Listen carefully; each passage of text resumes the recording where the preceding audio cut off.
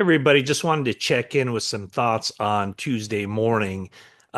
Watching the Rams last night, I always think when you watch a playoff game and you see the formula that certain teams use, try to apply them to, in this case, obviously the 49ers, since that's the team I cover. And so I, looking at the Rams game and their domination of the Vikings, it kind of made me feel like the 49ers have kind of lost their way when it comes to roster building. And when you look at the draft, and I realize because of the dynamics of the NFL, the draft and free agency, every team has a lot of areas to address, quite obviously, quarterback, running back, wide receiver, tight end, offensive line, defensive line, linebacker, defensive backs, not only cornerbacks, but safeties. So there are a lot of options whenever a team drafts high on draft day. And watching the Rams on Monday, well, actually throughout the season, watching them week three when the 49ers went there, watching them again late in the season when they came to Levi Stadium. And then, of course, watching that takedown, that beatdown of the Vikings on Monday night, it became very clear to me, as it probably has been to a lot of you watching this video, what the most important position to address in the draft is. And I just go back to when I first started covering the NFL, and uh, George Seifert would always say, "You can't have enough defensive linemen. Simply can't." And I really have come to appreciate that because part of it, like Seifert would say, is because so many defensive linemen play in a game. Um, and it's not like you just put the four starting defensive linemen out there and you roll with them the entire game. There's this constant rotation of guys. And it's not to say that every time a team drafts a defensive lineman, that guy who's drafted is going to be a great player and you just, going to be in a Pro Bowl and be a superstar or anything like that. But I do think that almost every defensive lineman drafted, especially rounds one, two, and three, every team can find a role for that player, even if they don't live up to the expectations. And the case in point for me would be what the Rams did on Monday night. 10 defensive linemen played in that game. And it was a game that the Rams chased and harassed Sam Darnold, 9 quarterback sacks. And I just think that when you look at the 49ers, they've gotten away from that.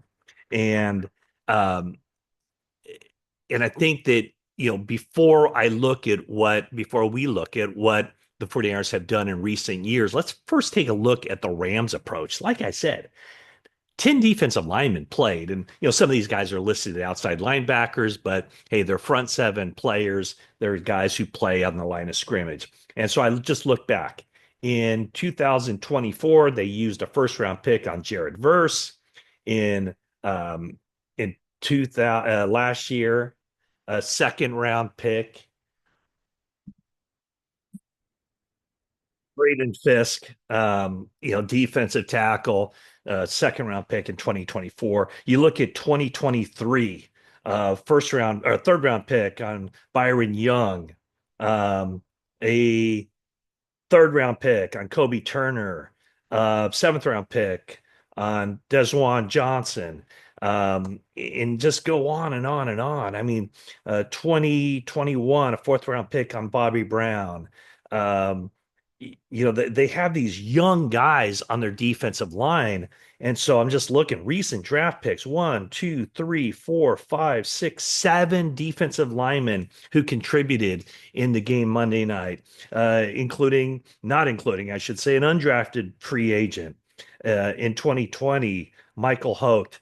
Um, there's only one guy who played in the game last night that they signed as an unrestricted free agent, and that was Neville Gallimore, who comes over from Dallas. Now, let's compare that to the 49ers. Back in 2015 and 2016, the joke was that they always use a first round draft pick on a defensive lineman. And that was the case when they took Armstead and DeForest Buckner. And then the first couple years of the 49ers regime under John Lynch and Kyle Shanahan, Solomon Thomas and DJ Jones in 2017. They didn't have much success in 2018 with Kentavious Street and Julian Taylor. 2019, Nick Bosa, first round pick. They took a swing in 2020 after trading DeForest Buckner by getting Javon Kinlaw. That didn't work out. But now, since 2021, two drafts. In 2021, 0 for 8 as far as selecting defensive linemen. In 2024, 0 of 8 in selecting defensive linemen, meaning they did not select any defensive linemen during those two drafts. And then in 2022 and 2023, they took 3 out of 18, 3 defensive linemen out of the 18 draft picks. But those 3 defensive linemen, they haven't gotten much from.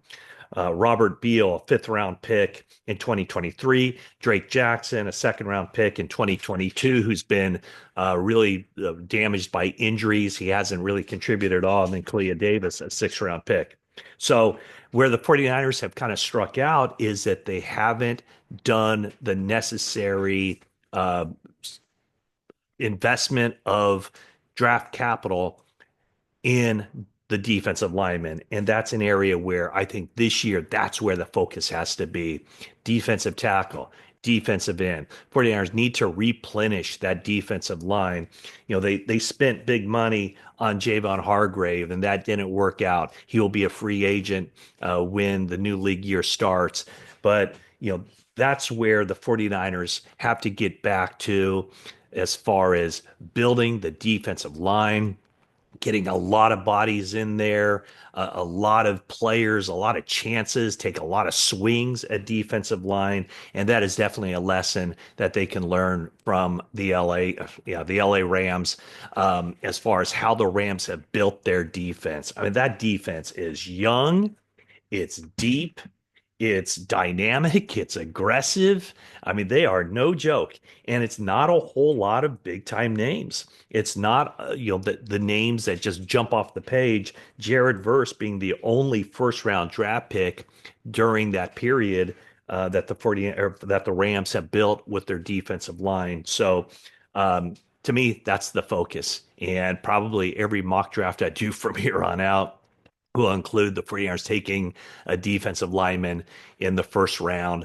of the draft. More than likely, I mean, it could be edge, it could be defensive tackle. 49ers can double up with getting another defensive lineman in the 2nd, 3rd, or 4th round. They have 10 draft picks as it currently stands, and I think the 49ers need to use at least 2, maybe 3 of those picks on defensive linemen. So that's the lesson that the 49ers can learn from the Rams' success.